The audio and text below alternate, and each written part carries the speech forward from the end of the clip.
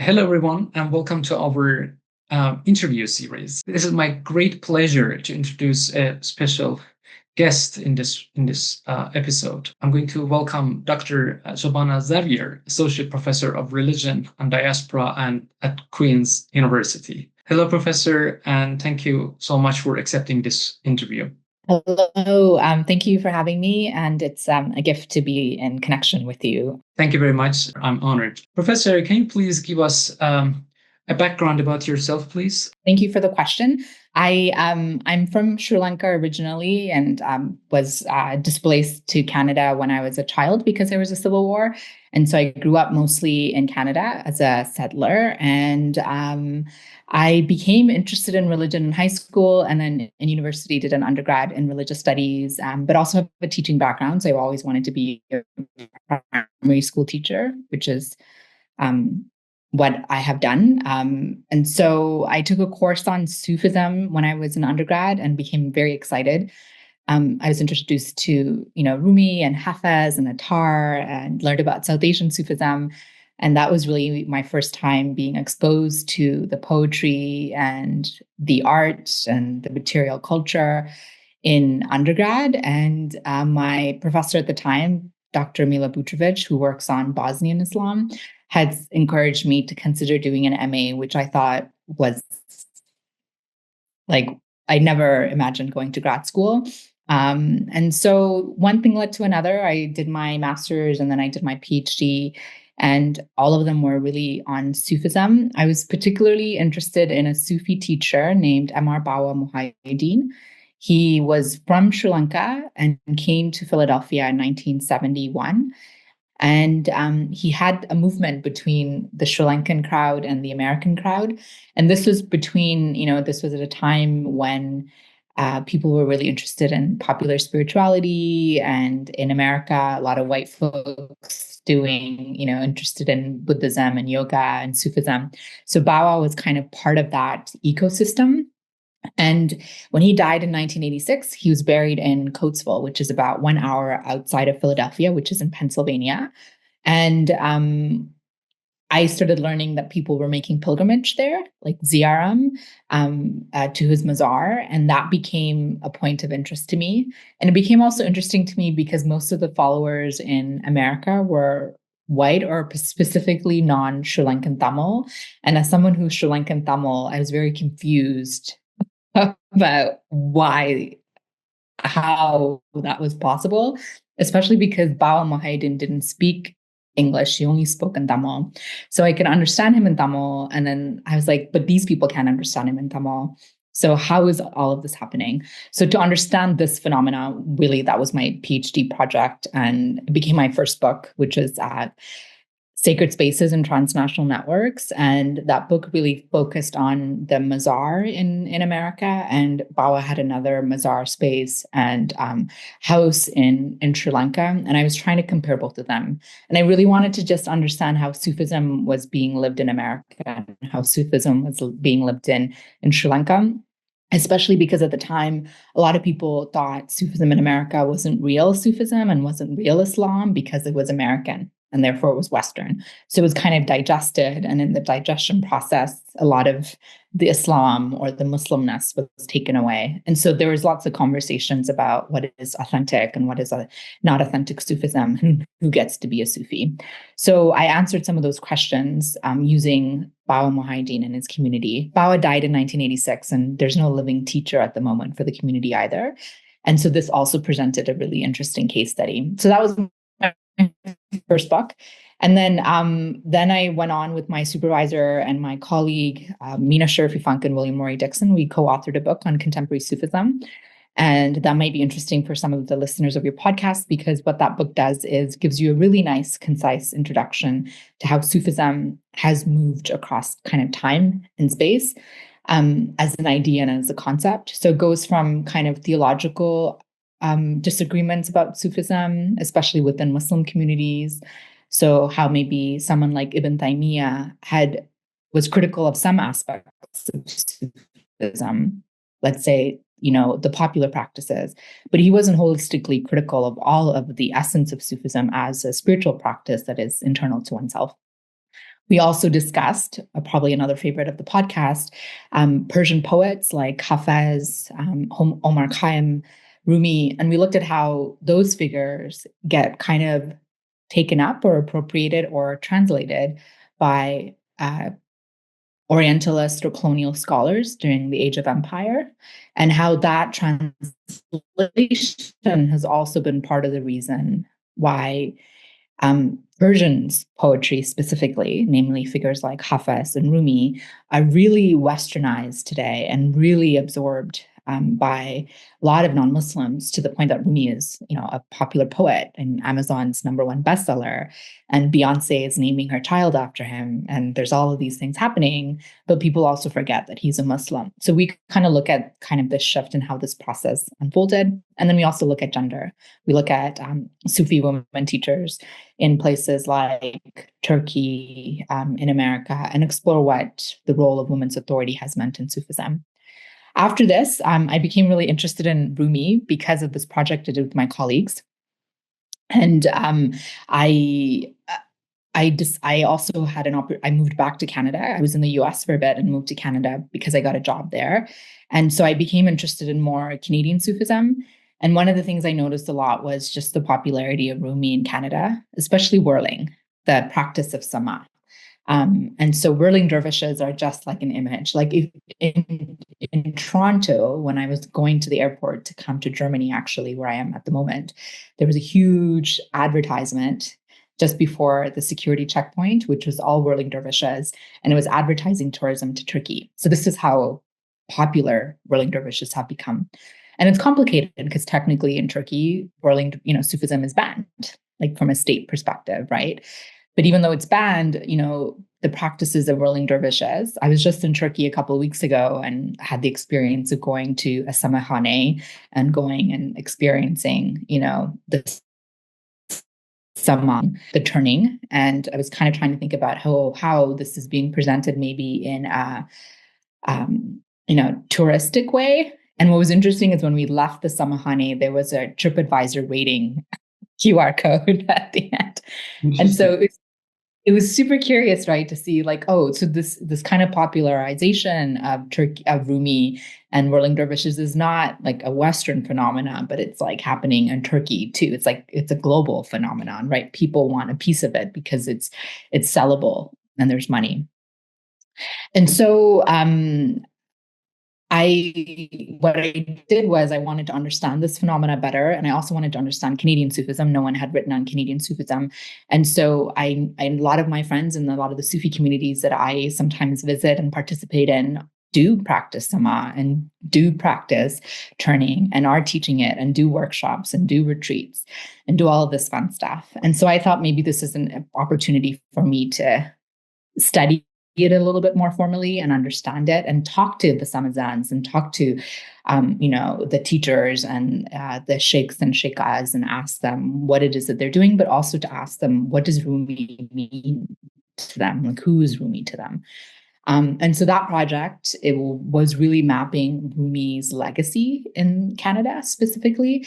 I spoke to communities like the Jarahis. I spoke to communities like the Namatulahis who have a Persian legacy. So I spoke to Turkish, Canadian, like all these different blends of Muslim and non-Muslim communities to understand how they got to Rumi, how they understand Rumi. Is Rumi commodified? Can you be a Sufi and not be a Muslim? Is there an authentic way to be a Muslim or a Sufi? So all these questions around tradition and boundaries, which have been consistently the big questions that motivate my scholarship. And so at the moment, I'm working on similar projects, but I'm moving away more from Sufism in America and Canada to Sufism in Sri Lanka. And I could talk a little bit about that later. But so these are some of the big things that I worked on mainly. Thank you so much for this background. Amazing research points. Like many of us who are doing Sufism scholarship, are stuck in the 7th century, in the 8th century. It's so nice to see someone is working on Sufism, especially in like contemporary context. First of all, I would like to say I am often envious of people like you who work in the past, like the 7th century and 8th century. I wish I had more language training and more capacity to do kind of the work that you do. And it's always interesting to me that the contemporary scholars are jealous of the historians and the historians are jealous of the contemporary scholars. So that's like a really interesting dynamic. But so much of the work that I do relies on scholars like yourself who are able to deal with text and map history of ideas. Because, I try to do that in a contemporary version as an ethnographer. And I think collectively our scholarships are producing a better sense of a whole as opposed to individually they're not sufficient enough. And so I think your work is as much needed and as interesting to me and I appreciate that you think what I do is interesting. I think the question of authenticity is so fascinating. One of the things for me as a religious studies scholar is that I've been trained, and I now think about this more and more, is that it is not my job to gatekeep in many ways. And I think this is one of the challenges of being a scholar who's an ethnographer and does contemporary work, is that I have to make sure that I don't kind of set the boundaries around what gets to be tradition, capital T, and what gets to be non-tradition, small t. Because I think that's something as a scholar I'm really committed to. It would be different if I was a theologian, and I'm not. I'm trained in quote unquote secular, but we know it's not really secular, but kind of a Christian context of religious studies. And so I'm really curious in my work of all of the things that people are saying as Sufism. I'm just curious about it. I try not to approach with judgment. Sometimes I do internally have voices of judgment where I think, oh, this is stretching it. It's taking it a little bit too far. But as a scholar, I remind myself, like who has a power and agency to define what gets to be real Sufism or not? And, what is even that question? Like, what is real Sufism? Historically, and you probably have more sense of this, is that there has been debates around the boundaries and edges of what is Islam and what is not Islam. This is an ongoing project. And I don't think that project is ever I think certain people think that project is definitive and will stop, be it at the 12th century or be it pre-colonization, whatever. But there's others who think that, there is an ongoing process. Ibn al-Arabi, from a metaphysical perspective, constantly also speaks about this, revelation of the divine constantly unveiling him or herself, right? So there's these interesting metaphysical arguments in Sufism that suggest something about the world around us and the signs around us. But then, there's also very practical realities of capitalism and modernity and westernization. These are these big processes that have led to unfair structures for certain communities, right? And so what I think is really interesting, or I try to do, is that I try to shed light on all of these processes. So the Sama in Turkey is like a really great example of that. We could talk about the commodification of it. We could talk about the popularization of it. We could totally talk about the co-option of it by a supposedly secular state that is quite Islamic in certain ways and has certain opinions about Sufism, but it's happy to culturalize it as a cultural relic of the state. There's a co-option taking place there, right? There's so many amazing angles. We could also talk about it in the diaspora. One of the things I often get asked is that how can Sufism or Samha be authentically taking place in Toronto and not authentically taking place in Konya, right? And I often say, well, why can't it? What are the parameters or the vectors or the metrics we use to define authenticity? And authenticity may not be a useful metric. And what may be interesting is to think about how tradition changes a lot. So in Toronto, I have seen teachers truly believe that they're holding Sama with a genealogical tradition that goes back to Rumi in Toronto. is geography the constitute of what an authentic sama is? Most of the Sufis I interviewed, my research will say, well, it's your intention. What is the state of your heart, right? And who am I as a scholar to determine? I have no access to the state of your heart unless you told. I haven't reached that level, but I have no access to it unless you tell me that this is. So intention becomes a really interesting thing. So I totally am with you on all these questions around authentic, non-authentic. But I actually use it not to kind of rely on the question, but to probe, like, why are we invested in it? And I think this is purely because I'm a religious studies scholar, right? Like my questions and formats of inquiry are based on a discipline that I'm in. If it was personal and I wasn't a scholar and we were having a different conversation, you and I, then we might say, oh, I saw this thing and it was super weird. And I don't know that was like, and so I'm just following the fragments and following the links, and I'm listening to the voices of Sufis and teachers who are telling me that this is why they're doing the thing they're doing. And then I take that and then I kind of think about it in this kind of moment we're in, where Sufism is really messy, right? And I think it gets defined as mysticism or esotericism, but it's one dimension. We don't talk about Shi Islam or Ismaili thought or these other dimensions that make esoteric Islam really rich and porous.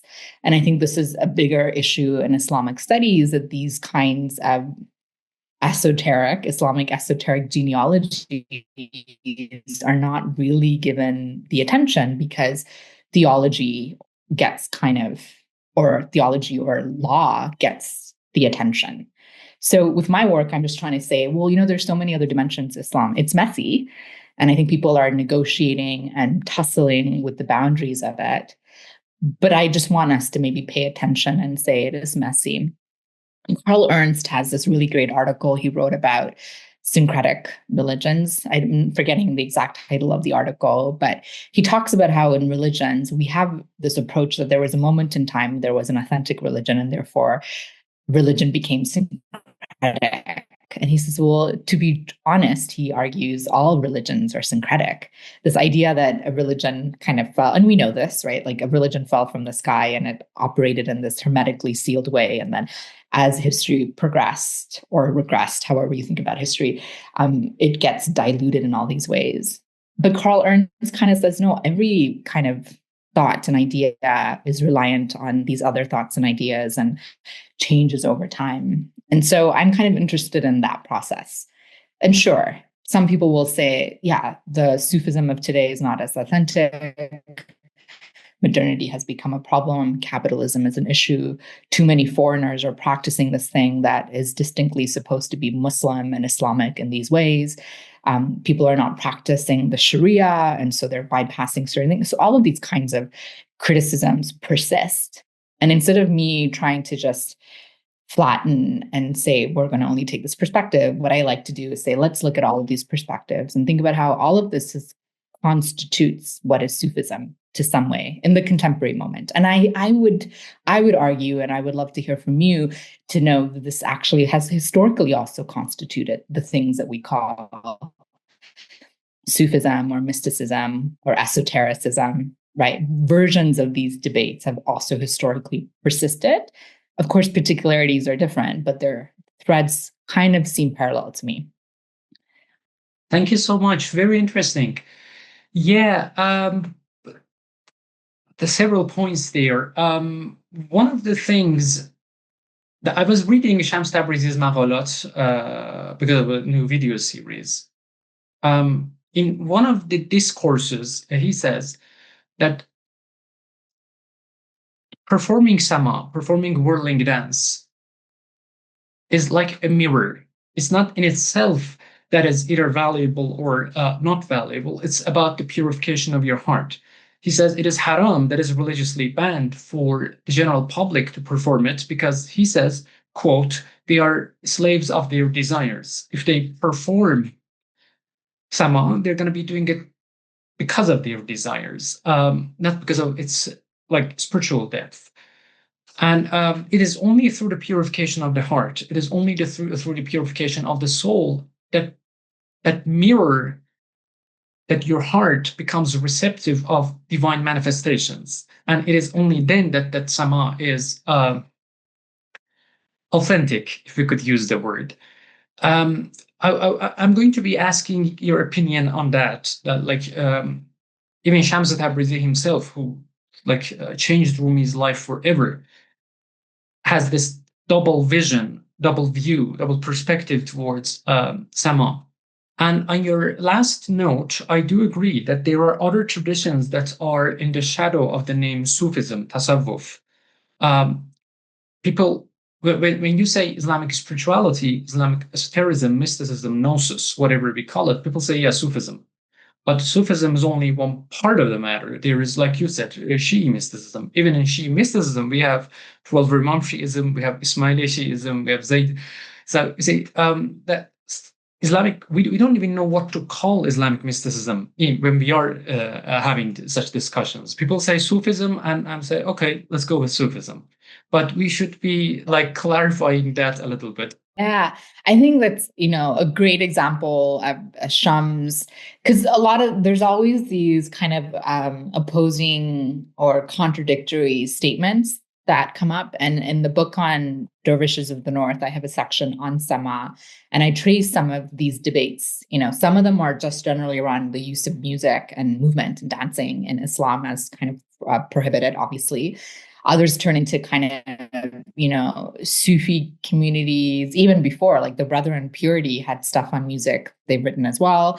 And then Al-Ghazali, for instance, is also as as quite critical also of like, if you're sitting in meditation and you are taken over by ecstasy, if you can't control, the ideal situation is for you to control it. But if you don't control it, like, fine, have your moment, but you have to come back to yourself, right? So this idea of like ecstatic exuberance or expressions in meditation shouldn't be something that is normalized, but in fact is a bit more critical of it.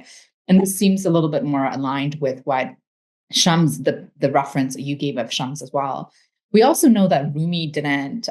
Jamal Elias has a book that's coming out and on Sufism on Rumi. It's called After Rumi, and I've just started reading it. And part of what he is talking about is how much of the version of Rumi, the Mevlevi tradition we have today, comes from Rumi's students and sons, and not directly from Rumi. He didn't institutionalize a lot of it.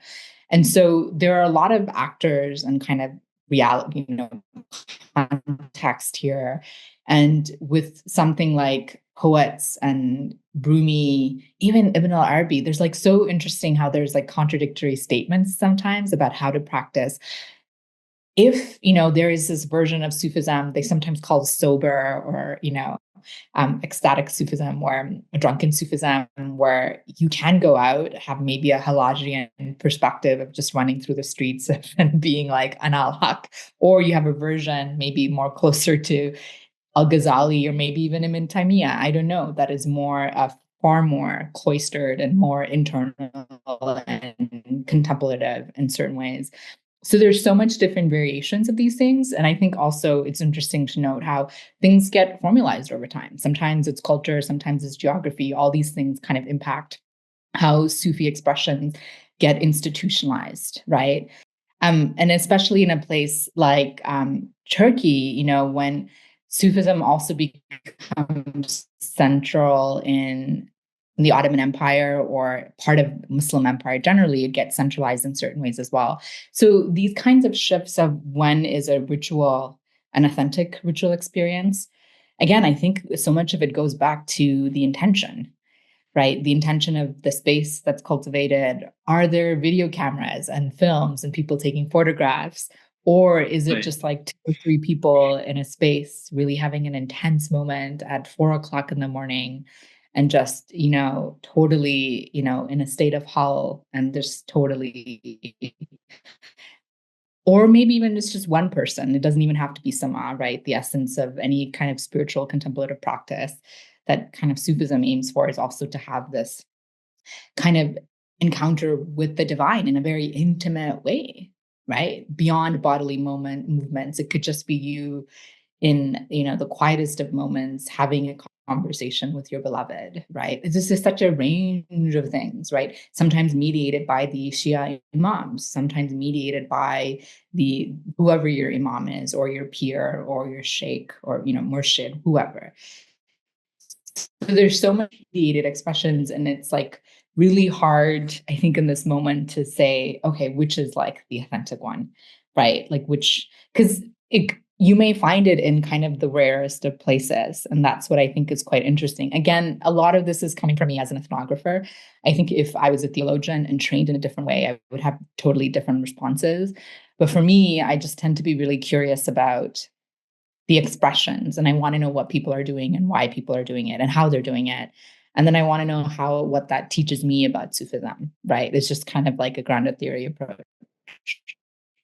And again, I think a lot of this is also informed and also signaling to how the text and these historical figures also were not in agreement. And these debates about an authentic ritual, dhikr, or authentic sama was contested historically, as it continues to be contested, right? Al-Ghazali talks about the right time, the right place. He has like very particular things that he's looking for in terms of an ideal moment in which zikr is like materializes. So we could follow his model, or we could follow Tamzi Shabri's model, and we could kind of aspire to that. Or maybe there's people in Toronto who have their own versions. I don't know, right?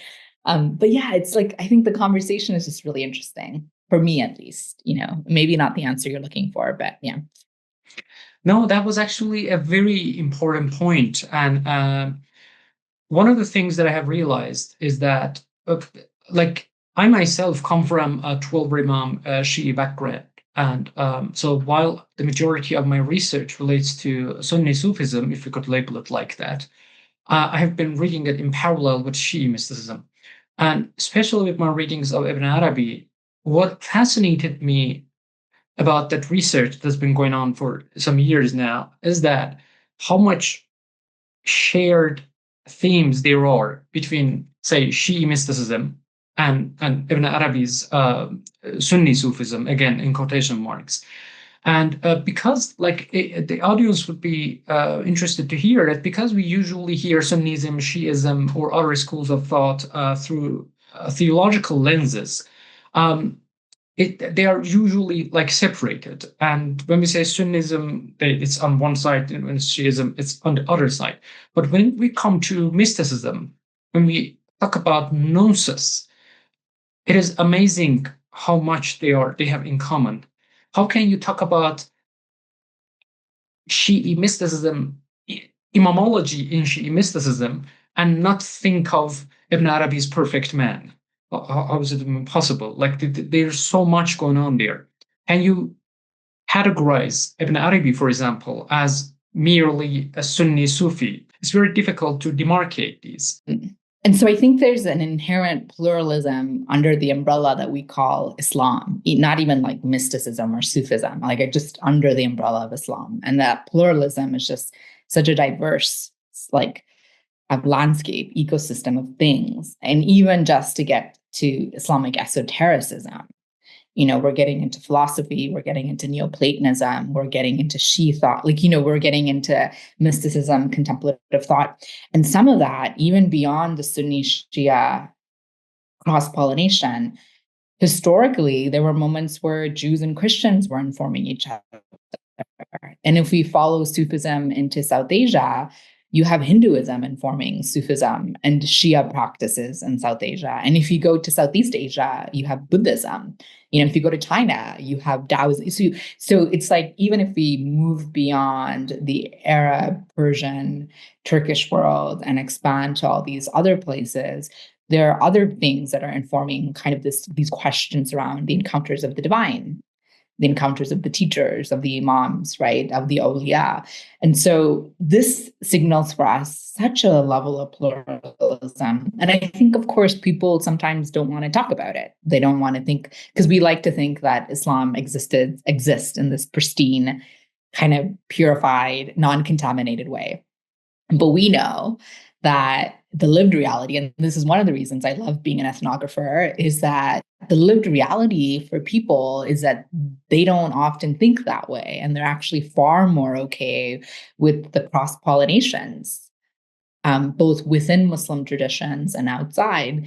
And I think that is something that we need to like try to emphasize a little bit more, because yes, we have the textual traditions and the legal traditions, and there are these huge theological conversations taking place, and they will continue to take place. But we also need to complement that with these other conversations that are taking place. And so that, to your perspective, will help us understand that Ibn al-Arabi and, Rumi and Shams and Hafez are also part of the Islamic canon, right? It's not that we just need to study al-Ghazali or need to study the 4 legal or 5 legal schools of thought.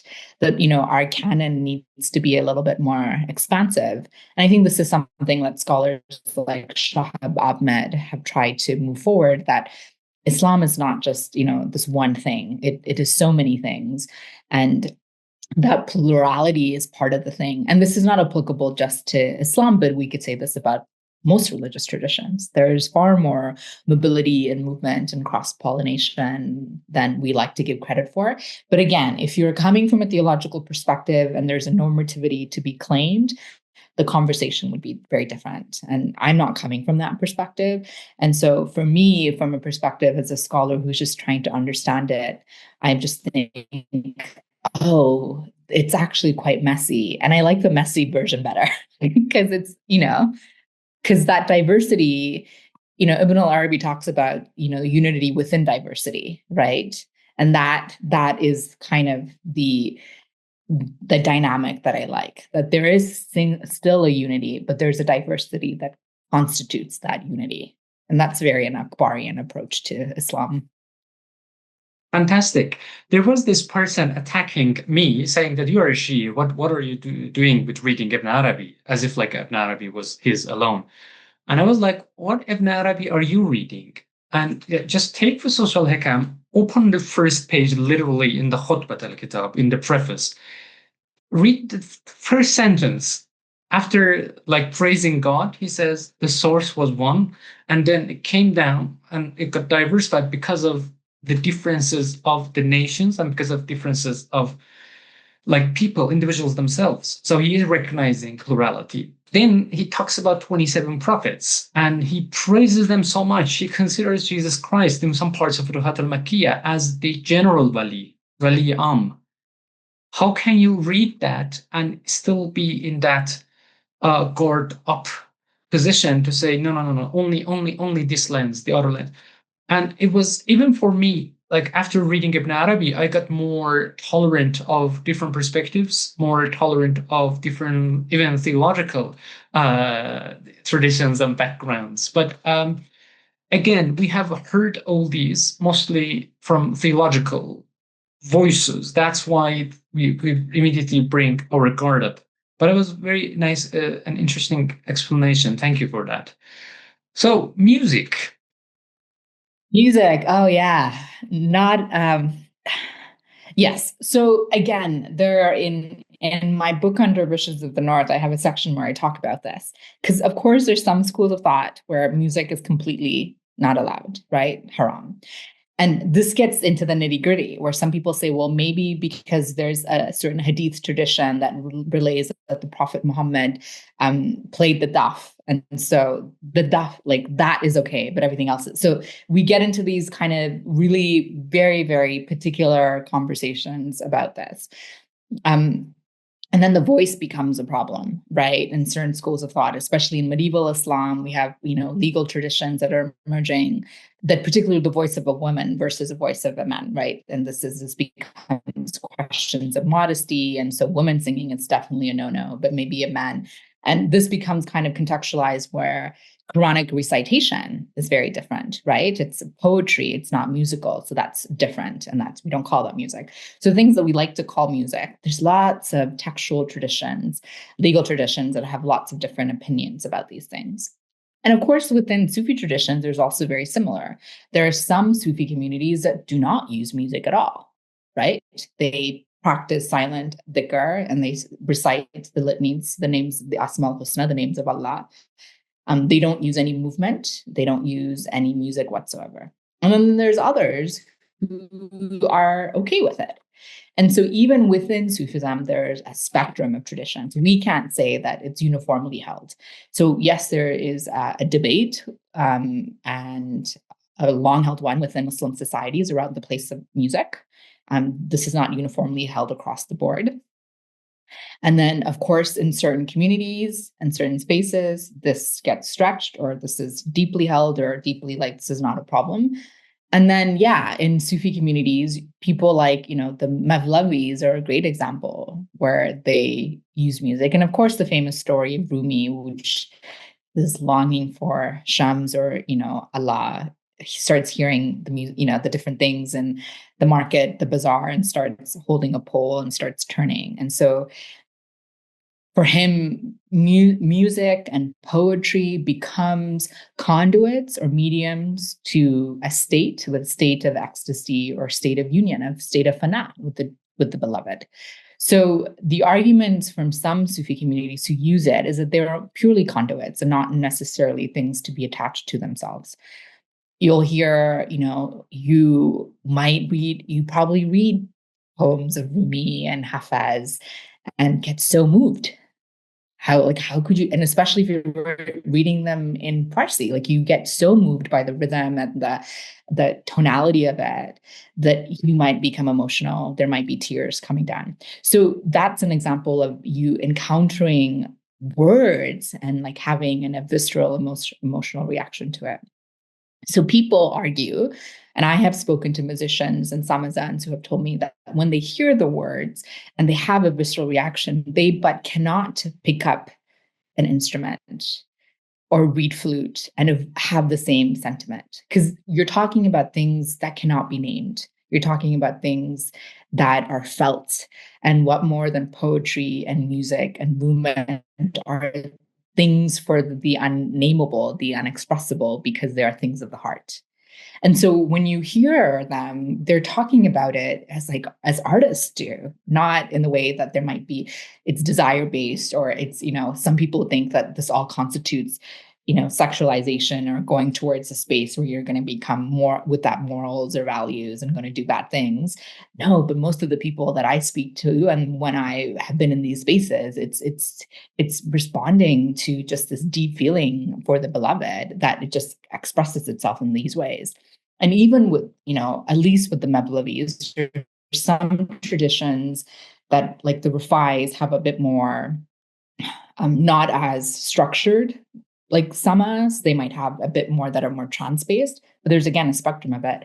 And with the Mevlevis, there's like a structure. You turn, certainly you come into the circle and you bow. There's a teacher. You may go around 7 times. There's manuals on this stuff where you have to follow. So it's also, for some communities, are not just like as fluid as we think. And the musicians are a mystical part of it, the musical notes, and this all becomes part of and kind of history and Turkish culture and all of this stuff.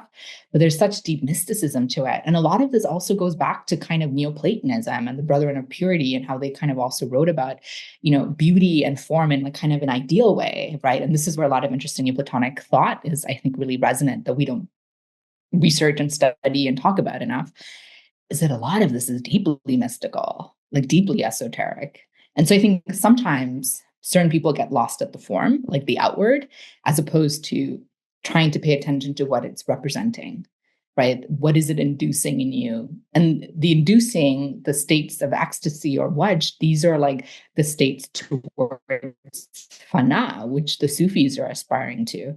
So these are all just mediums, very similar to conversations where people had critiques of coffee. How you were not supposed to drink coffee because coffee is a drug. And of course, historically, especially in Ottoman periods, the Sufis are really into coffee because it would keep them up. And if they needed to stay up to pray all night, and that was the goal. And then people would say, well, no, you can't use coffee because you're cheating. So then you could totally have the same argument, right? That you can't use music, you can't use movement, you can't use poetry because you're cheating. But I think, no, it's serving a purpose. And I think it's a little bit different with coffee versus music or poetry. But like it's doing something, and it's like, what is it doing? And what is the purpose of it? Right. Fantastic. First of all, I cannot imagine a life without coffee, so I'm quite defensive there. So sometimes in Sufi scholarship, people are mostly discussing abstract concepts and topics that are so separated from human life that people outside the circle are wondering, why on earth would you even engage with them? What would it bring to your life, even if you understood what that thing is or what its nature is? Um, you gave the example of Rumi, and Rumi is one of, if he is literally the person who brought mysticism into my life in a practical sense. There are other mystics who are mystics, but mostly they are, abstract. They are mostly gnosis based. Rumi is life oriented, and so how would you distinguish between abstract Sufism and practical Sufism? Would you see Sufism, however you define it, as a way of life? That's an interesting question. When you said that, one of the things I've heard said to me over the years that I've done this research, and one of the things that's unique about the Sufi path, order, institutionalization, is that unlike maybe like Christian monastic tradition, Sufism doesn't ask you to remove yourself from the world. And because it's influenced by the legacy of Prophet Muhammad, he was partnered, he was a political authority, he was a parent, he was a military authority and figure. Sufis model their practice on their prophet, which is Prophet Muhammad. And so there was never a mandate to become reclusive, to remove yourself from society, right? We have, of course, early instances of proto-Sufis like Rabi al-Adawiya, Hassan al-Basri, these maybe Halaj to some extent, not a proto-Sufi, but these early kind of figures who are very much more mendicant, aesthetic, hyper aesthetic, like not eating, sleeping on rocks, and all of these things. And so, of course, there's a genesis that goes to this period where aestheticism and mendicancy is definitely the kind of the origin point. But it's interesting that very few have sustained it. And even in places like Iran and Turkey, very rarely do you ever meet a wandering dervish who has a kushkol and a staff and is going begging. That kind of tradition, maybe because of modernity, I don't know, has waned away. I've met some fakirs in Sri Lanka, when I've done research there, where they do walk around and live in cemeteries and are Sufis and beg and all that stuff. And you invite them for certain rituals or maulids and stuff like that. But that kind of lineage of Sufism is very, very rare to encounter. The one that has, in effect, has survived is a version, which you and I are probably familiar with, is more integrated within the world, into society, with family. And so the goal, and I think this also goes back to a hadith tradition, where the goal is to be in the world, but not of the world, right? So you live in the world, but you can't allow the world to live in you. And so I remember one time I had a professor in my Sufism class, Professor Timothy Giannotti, and he, a Muslim and, Sufi, very kind of high level, you could see, but I was very young, an undergrad student, and I wasn't fully understanding dhikr. Like I just couldn't, we were talking about it in class and I just was like really frustrated by it. And he like looked me in the eye and he said, I can't describe to you the thing that you're asking me to describe when I'm in the state of it. And I was like, what? So here in a classroom, I'm asking him to describe a concept, and his response to me is, I can't describe it to you because I am in it. And so how do you be a professor and a partner and all of these things and still with every breath, with every moment, remember the name of your beloved, right? And that Sufis will say on a very fundamental level, that is the goal. But the goal would be so easy if I was in a mountain by myself in a cave with no one to distract me. And all I had to do was just Allah. All I had to do was just that. But with my family, on a bus, a crowded bus, when my plane is late, like in those deepest moments when our humanity just wants to emerge, how can we in those moments aspire to remember the beloved? And Sufis will say that is a harder challenge. So removing ourselves from the world, a world that is, as Ibn al-Arabi would say, also a sign of Allah, also a book of Allah, is not the goal. Is to be in the world, but to ensure that the world is not in you, and to continue to die to every single moment by remembering the beloved. I say this all matter of factly, not because I know anything experientially, but beyond that, this is what has been described to me. And so for me, I think this is like, whoa, like, you know what I mean? Like, how? This is why you need teachers. This is why you need imams. This is why, you need people to help you on the path. It is a collective path. And yeah, there's moments of solitary, in like being alone and contemplative, and going on retreats, chillas where we have 40 days or whatever. There's elements of it. But I've always been really fascinated that there is this requirement to be in the world in Sufism and not to be in a cave by myself. And I think Amazing. that's Yeah. the practicality, right? Like that's the social responsibility, that's a political responsibility. And I get this from students a lot. They ask me because they're so attracted to this. But then they're like, well, how do we combat all of the issues? Like, how do we take spiritual approaches to the things around us that are issues? And I said that's the thing. Like, how do you marry these things? Because the goal is not to disassociate or avoid and say, I'm better than this. I have a spiritual practice to sustain. And some of the teachers who have asked this question say, well, no, the goal is for you to show up and encounter, to deal with your children, to deal with your partner, to, how can you, all of those be expressions of your love for the divine? That I think is so much more harder. I would like to rather be in a cave.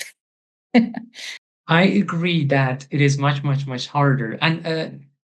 But like one of the things that Rumi did very silently, and he killed many sorts of pseudo mysticisms, approaches, not generalizing it, was to bring mysticism into everyday life. And that is fascinating. I actually wrote this paper 2 years ago about asceticism and worldly detachment from the perspective of Rumi and Meister Eckhart. I know Rumi, so I know he was life oriented. Yes, there's also detachment, but that detachment is controlled and moderate. Um, I love Meister Eckhart, but when I started this research, I was with the mentality that, okay, I'm going to be contrasting him with Rumi in the sense that he's going to give me all about monasticism. I was shocked to my core to read that even Meister Eckhart does not advocate monasticism. He says, if God is with you, if you are within the city, within the crowd, God is with you. If God is not with you, if you go to a mountain, he's not with you. That's simple. And my perspective towards worldly engagement at the beginning of that research and compared to the end of that research was completely opposite. And it was so interesting that these two figures helped bring mysticism into my life. Like you said, while we're teaching, let's say in a class, or we're listening to someone, we are helping someone, we are giving a glass of water to someone, we can even tie that to the divine beloved. Not just a God who has taken this stick and ready to hit you and throw you in hell, but a love-oriented, compassionate being that Rumi and many mystics call the beloved. There is this love-oriented, relationship that changes the definitions, that change the relationship you have with the divine completely. So thank you so much for bringing that point. Professor, can you tell us more about your other works, your research? Yeah, at the moment, I'm doing research on, well, I have been doing research in Sri Lanka since 2013. And one of the things I'm doing is mapping Sufi shrines in Sri Lanka and trying to learn about saints. And so there is a small community, minority community of Muslims in Sri Lanka. But there's a famous story going back to, 8th, 9th century, especially with Arab sources, that when Adam was expelled from paradise, He was expelled. Some Arab sources talk about him being expelled in Hind, like India, but over time it became very specific that it became Serendip or Sri Lanka. Interesting. Yeah. And so there's a mountain called Adam's Peak where some people believe that Adam was expelled to because there's a giant footprint on top of it. And this has led Ibn Battuta, when he was shipwrecked in Sri Lanka, to climb up Adam's Peak. And he writes about it in his travel logs of meeting dervishes along the way. And he traveled around. And so this kind of inspired me to try to map Sufi shrines in Sri Lanka. And so I've been documenting them. And so this project will be about that. And I'm thinking a little bit about time. There's like tombs to 40 feet long tombs to saints. You find them sometimes in like Pakistan and other places. There's stories to Hizr, and he becomes very important when he returns in cyclical basis. So we found really amazing stories to Sufi women. And so I'm trying to figure out how to talk about Sufi hagiography, so stories of saints, memories, and time, like different timelines that these stories offer us. I love Sufi shrines because the way that you approach a text, maybe let's say 13th century text or something, it's kind of the way that I approach a sacred space. The architecture of it for me is a text.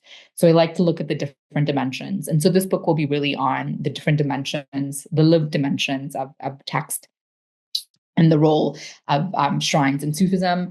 And in Sufism, shrines become important because when certain people died, when holy figures died, what ends up happening is they get entombed. And over time, this is something that Ibn Taymiyyah was very critical of, and a lot of theologians over time have become very critical of, is that people started visiting Sufi shrines. And the visitation, some people believed, challenged the absolute monotheism of Islam. The fundamental teaching of Islam is that there's no God but God, right? There's one singular God. But people started perceiving the visitation to shrines as having like an intercessory behavior, that you're invoking the help of these other figures in order to get to Allah, and therefore you're challenging that Islam is purely monotheistic. So shrines are become very contested spaces because people think that they're heretical, right? This is an innovation, that this should not be visited. But in Shia Islam, especially visitation to imams, shrines of the imams, in Sufism, there's a huge rich culture of people just visiting shrines to holy people who have been interred. And people don't believe that they're praying to them. They're asking for, maybe blessings. And it could be as simple as you have an exam tomorrow and you go visit your local shrine just for good luck. Or for women, usually if there's any health crisis or have issues becoming pregnant, sometimes they go, if they have a baby, they might bring the baby to the shrine as a blessing, right? So there's lots of ways in which shrines are part of daily life in Muslim worlds. From Pakistan to Malaysia to Singapore. I've kind of traveled around the world going to Sufi shrines just to see what they're like and what people do with them. And there are definitely spaces where for some Muslims, they're either against them, they're anti-shrine. For other Muslims, shrines are very important part of their life. And so I'm trying to understand the shrine life in Sri Lanka, and that's kind of my next book project. But it's very slow at the moment. Yeah, I'm like kind of researching and doing interviews with people and writing it up. Very interesting, and I'm really interested in reading that research because that is one of the most misunderstood things in both theology and mysticism, right? Like I said, I started this Shi'i Mysticism podcast, and in the second episode, I was talking about the role of wali, that is saint, in both Sunnism and Shi'ism. Like, why do we need a middle person instead of directly connecting with God? And part of it goes back to that shrine pilgrimage. Why do we appeal to imams, or why do we appeal to Sufi sheikhs? Just talk to God, some say. And after that video, many sent me a thank you note saying that, wow, we didn't know that. That I realized that it's been misrepresented so much that people think that when people, like, we go to those shrines, we are worshiping those people there. In Sufism, we have this whole concept of one person being the mirror of God. The purer it gets, the clearer that mirror becomes. And such people, be them Sufi, Shi'i, Sunni, doesn't matter. That heart, that mirror has been so much purified that they are getting closer and closer and closer to God. You're basically seeing the reflection of God on those individuals. It's not that you're worshiping those people. It's not that you're going after those people. Even with the prophets, that is also the case, right? If we wanted to go directly with relationship with God, why do we need the prophets? God could have talked to us directly, right? Why didn't he? Well, why is there a middle person there? Because we need interpreters, because we need mirrors on which to contemplate that beauty. And we need guides to walk us through this journey. So that shrine discussion is very, very, very important and interesting to me. If you like, we can discuss. You can explain it, please, a little bit more. I think you've hit it on, like, what you've said is exactly it. I think there generally tends to be a disagreement. I think the one of the other reasons that people are quite critical of it is also that Muslims and non-Muslims visit. Like in Sri Lanka, for instance, you have Hindus and Buddhists also visiting at Sufi shrines. And so this becomes a little bit more confusing, that this kind of coexistence or religious pluralism also challenges this idea that this is a Muslim practice. And I think in the 19th, 20th century, when there was a historical moment in which Muslim societies were decolonizing, like imperial forces were leaving and places were becoming supposedly independent. There was ways in which people wanted to reform Islam. They wanted to make Islam more intellectual or rational, scientific. And what this has meant in some ways was kind of the idea that there was a rational intellectual Islam, but there was an Islam of the masses, like what people did. And this sometimes is presented as popular practices or piety. And in this category, often practices associated with Sufis or Shias become presented as things that were visiting shrine cultures, having these rituals, having devotive practices that wasn't rational enough. They were too superstitious. And so it becomes coded in a particular way.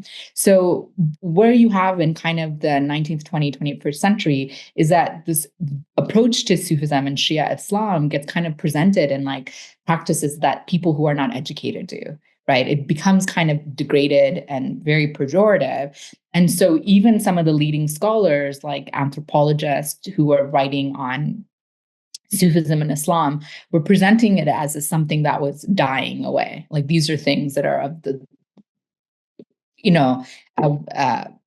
the old, of the backwards. And so they had really kind of negative ways to frame this. And part of the research and kind of the generation of scholars that come after it are very hypercritical of it and say, no, this is also part of the repertoire of Islam, right? And this kind of attempt to create binary versions where there's a modern Islam versus like an Islam of the backwards. And some people, even when I go to work research in Sri Lanka, who don't think Sufism is okay and don't like Sufi shrines, will say, oh, they did that back in the day. We don't do that anymore. And so they kind of try to distance themselves from those types of practices. But we know, like when I was in Turkey, in Istanbul, just a couple of weeks ago, one of the first things I did, a friend took me to Ayub Sultan, and we went and visited a local, the famous shrine there. And she said, anytime I come to Istanbul, this is always my first stop. I have to come and go to, the shrine. And which I found is really, really interesting, right? So we have all of these practices. And of course, the neighborhood was full of people. There were so many people going to visit, do ziyaram, and some casually stopping by, some people just hanging out. There's just so much part of like kind of Muslim culture, Muslim life, Muslim faith, and all of this stuff. And, I think this kind of stereotype, or this way in which historically it's been presented, there's ways in which people want to just separate it and say, no, we don't do that. And part of it, I think, is like thinking that they're embarrassed, or, thinking that this is not proper Islam. But we know that to not be true. Like, we know that that's not the case at all. We don't have to say, oh, this is something our grandparents do, but I don't do it anymore. You know what I mean? No, it's something that, it is part of the lineage. It's part of the Muslim archive. It's part of the Islamic archive. It's part of the Muslim tradition. And these are the things that make the tradition so pluralistic, right? And so theology is definitely one reason that people say not having intermediaries challenges kind of the monotheism.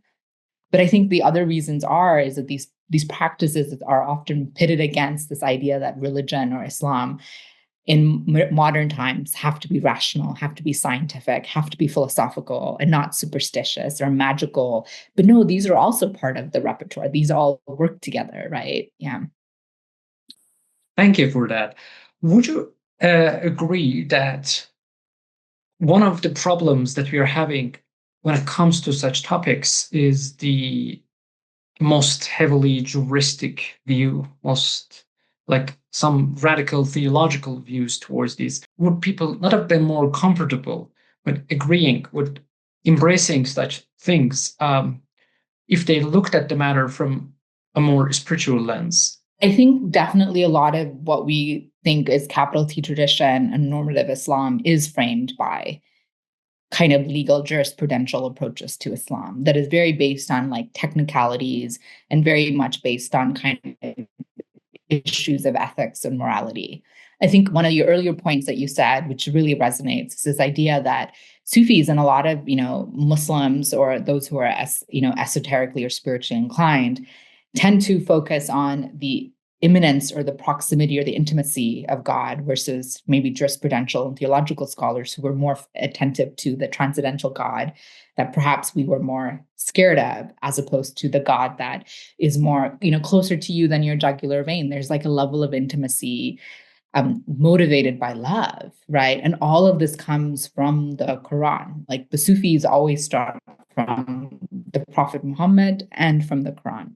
It just happens that their interpretation of it ends up being different from the scholars who are doing theology, the scholars who are looking at it as a jurisprudential text, the scholars who are looking at it as a philosophical text.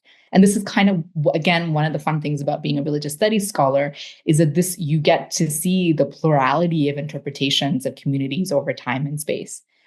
For one, the Prophet Muhammad is the ideal military and civic and political leader. For the other, the mystics, the Prophet Muhammad is the ideal lover of the beloved.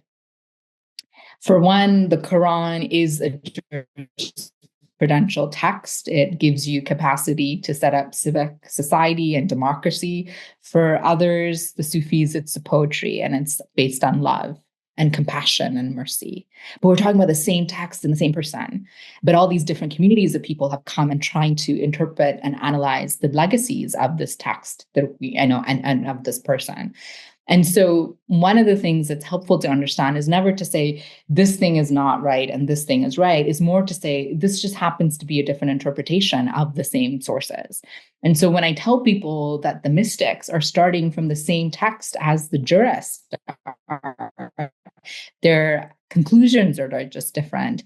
It's helpful to know that at least, there's a genesis and genealogy here that is quite similar. But it's so fascinating that people could come up with different conclusions from the same text and same figure. Right. And so I think that is like important to understand. And that might help us to kind of understand what's happening and like be with each other and say, okay, well, you're having this kind of an interpretation and I'm approaching it from this interpretation. And that's why maybe we're not arriving at the same place, but our texts are the same, Thank you. The relationship between Sufism and ethics/rules. Should a mystic be bound by the ethical and juristic rulings and principles, or should they go free doing whatever they like? It depends on who you ask. I mean, this is the perennial debate within Sufism, is that these different schools of thought have existed within Sufism, right? If you ask someone like Halaj, who knows? He might have said, yeah, no, there doesn't need to be decorum and secrecy and protection. Maybe things out in the open is okay for the masses. This didn't prove to be maybe ideal. Someone like Al-Ghazali, no doubt. Yes, you have to follow the laws. Sufism is just the added step. It's not a step that you could start with. You have to do all the other things before you get there from his Sunni perspective. His brother would probably have a different approach because he was far more motivated by kind of, by love. And he was far more, a poet than, his brother, who was a theologian and a philosopher. Ibn al-Arabi, also the same thing, right? He is kind of an interesting figure to know. There's moments where you think, well, maybe the form can be, departed from if the essence is what matters. People could also say the same thing about Rumi. Do you need the outer and the inner, or can you just have the inner by negating the outer? And by the outer, we mean, Sharia law. Do we pray 5 or 3 times a day? Do we fast? Do we not fast? Do we do all the things that we're supposed to do? Or can you bypass all of those things and go straight, And maybe that straight is divinely ordained. And people have said, and people continue to say that these things have coexisted within this tradition that we are talking about as Sufism or mysticism or esotericism. I mean, the radical wandering dervishes, the calendars, there's no point talking about any of this stuff. We're wasting our breath, right? So that's one end of the spectrum. And then the others, you have to follow form. You have to follow the rules. All of those things are important for the container, and the inner practice is the final step that you arrive at. You cannot negate the form. And so I'm not going to say yes or no. I'm going to, in very true Ibn al-Arabi fashion, I will say yes and no. Right. Yeah, that is Ibn Arabi's approach. I love him on that. He rarely says yes or no. He always says, yeah, one yes, one no. Pretty much what he did with Ibn Rushd. Okay, let me challenge you more. Sufism is getting more and more metaphysical, and more structured, more methodical. I mean, the way we approach Sufism. Sufism is becoming more metaphysics, if you agree. If that is the case, do we have a Sufism without sheikhs, without guides now, that we can go through the text and arrive at the truth and the ultimate goal of Sufism, or do we still need sheikhs? Why would we need them? This is a tricky question. Again, being a religious studies person, I will tell you, yes, there's a famous, saying that if you don't have a teacher, you have shaitan as your teacher, right? So you definitely need to have a teacher. But of course, there's like paths in which, people have said the teacher is, hither, somebody who's in the realm and not a living teacher. And so these traditions have always existed. I've often always found it really fascinating that Ibn al-Arabi, he initiated a lot of students, men and women, but he never established like a tariq, like an order, like there wasn't a lineage that established. And that's always been something that's been fascinating to me as well. I'm curious about the idea that Sufism is becoming more metaphysical, because this is the first time I've heard that. And so I'm curious about why you think that is. Because I would love for Sufism to become more metaphysical. But what I think I'm hearing from your question is you think that maybe it's coming at a cost of structure and like a murshid-murid relationship. Is that correct? I'm very happy that you asked that question. I should have clarified that. When I mean metaphysical, I don't mean it even now, just contemporary Sufism. I mean it also from the time of Ibn Arabi. Before Ibn Arabi, we are less structured. With Ibn Arabi, things become, although not entirely, but more structured. But there are things in his, especially Fusus, that when we read, we see, oh my God, he's doing philosophy. That's why I use the word metaphysics. For example, he uses the discussion literally in the first chapter, the chapter related to Prophet Adam. He discusses universals, umur kulliya. And how can we even categorize it into Sufism? Or you read Konavi, he opens his book saying, what is knowledge? So how can we not look at it as a philosophical text? No, Ibn Arabi especially is not a rationalist philosopher, but he is a metaphysician. I'm using the word metaphysics in the sense that he's combining mysticism with philosophy. There are philosophical topics, hardcore philosophical topics in his mysticism. I understand. First of all, I'm not an expert on Ibn al-Arabi, so let me just put that out there as well. But That's interesting.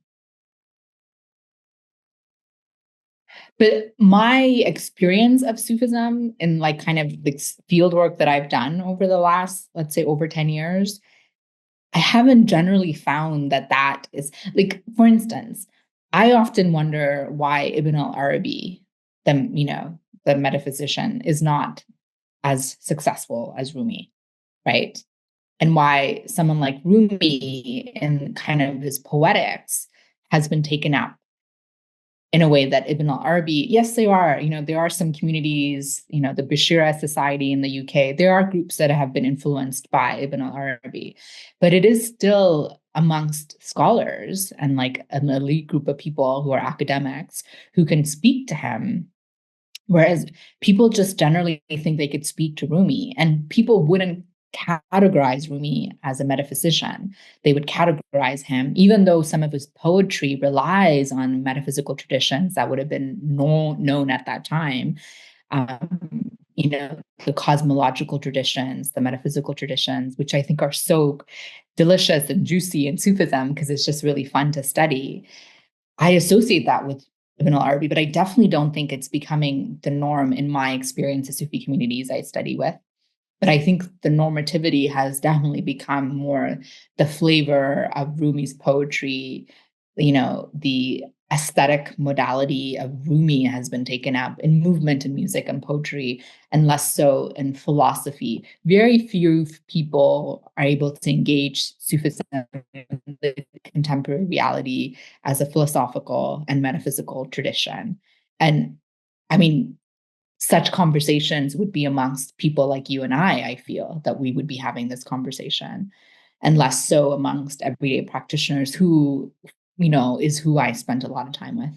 But I am curious about this question. I have to think about it a little bit more because I find the destructuring of Sufism has more to do with our contemporary turn of individualism, right? As society is becoming more and more individualistic and modern and all of these things, people are quite self-selective in terms of their religious and sacred practices.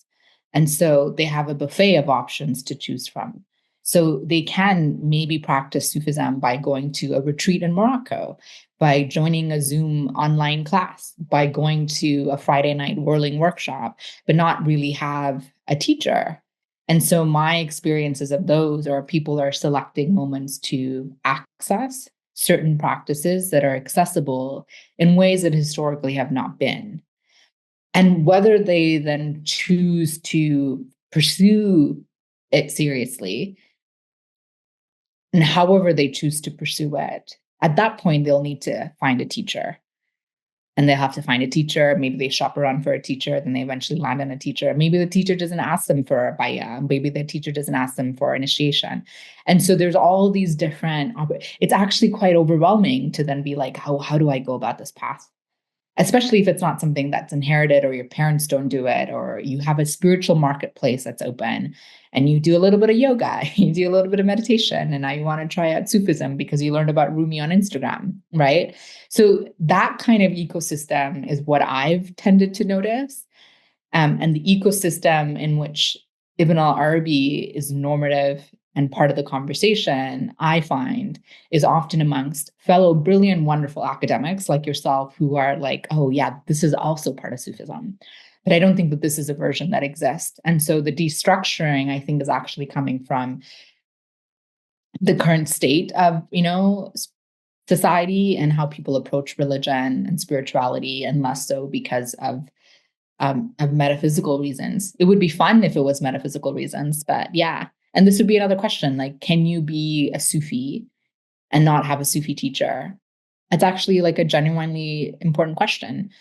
And there are some teachers who say, well, if you have a dream of a teacher who has come to you in your dream, then maybe that is a version that still is a form of initiation, a vision, because these kind of modalities of communication exist. Visions, dreams, right? These are all normative in kind of this archive of Islam. And so again, this would really depend on who you ask. Some people will say if you don't have a teacher, then no, that's definitely not okay. And you're following the path of Satan.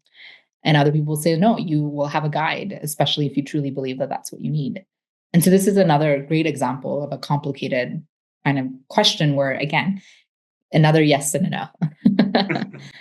It's good that we have Ibn Arabi. He saves us by that yes and no in every topic. In my research, I have like combination of Ibn Arabi and Rumi as like gives us two wings. Ibn Arabi's project is to teach us how to know. His project is gnosis oriented. Literally in the first chapter, actually in the Khutbat al-Kitab, in the preface of Professor Hikam, he says, I saw the Prophet in a vision, in a dream, whatever you name it. He gave me the book to give it to my people, the Prophet's people, so that they benefit from it. So you see, even from the beginning of the book, he's saying that my aim is teaching you knowledge. And that's there's another very subtle point there. Even from the beginning of the book, he says, look, this is neither a philosophical only book nor a mystical only book. He discusses philosophical topics, but even from the beginning, he says, look, the Prophet gave me this. He brings prophethood right into the matter. And so he's basically transcending those strict boundaries, but still he's teaching us how to know, right? He talks about divine essence, divine manifestations, how the divine essence, that absolute oneness is manifested, plurality comes in. He talks about ayana thabita, universals, this and that. So, but Rumi's project is different. Rumi does not wish, generally, primarily, does not wish to teach us how to know, but he's teaching us how to love and how to live, especially how to love. And yes, Ibn Arabi does that too. And yes, Rumi also teaches us knowledge. I'm considering both like the primary objectives they are having. So when we put this love-oriented mysticism with this gnosis-oriented mysticism, Sufism, however we call it, we get a perfect combination. And that is lovely. Professor, do you have any other points you would like to discuss? You want to tell us? Oh, I think we covered a lot of ground, and what you said was really, really beautiful. I like the idea of thinking of Rumi and Ibn al-Arabi as like partners or two pillars around how to approach Sufism. I think that's really, really great. And I really want to think about that more. And yeah, if you ever write on that stuff, please let me know. I'd love to read it. I think that's really beautiful. Thank you. I'm honored. I'm honored. Thank you very much for your kindness. And actually, when we combine Ibn Arabi and Rumi, we can see some mystic philosophers in that capacity. For example, Faiza Kashani, about whom I have written several papers, created several videos, he does that. He is a combination of Ibn Arabi and Rumi. He is a combination of love and philosophy, love and mysticism. But in any case, thank you so much for this wonderful talk. I learned a lot. The audience is going to love it. And we're really, really honored. Thank you so much for having me. And it's just been really lovely to learn from you and also just be in conversation with you. And I just continue to wish you safety and wellness for you and your family. Thank you very much. You're very kind. I hope you have a wonderful day. I wish you all the best luck and tawfiq and divine grace in your research and in your life. And we hope to have you again on this podcast in the future. Thank you so much. Take care. Welcome. You too. Goodbye.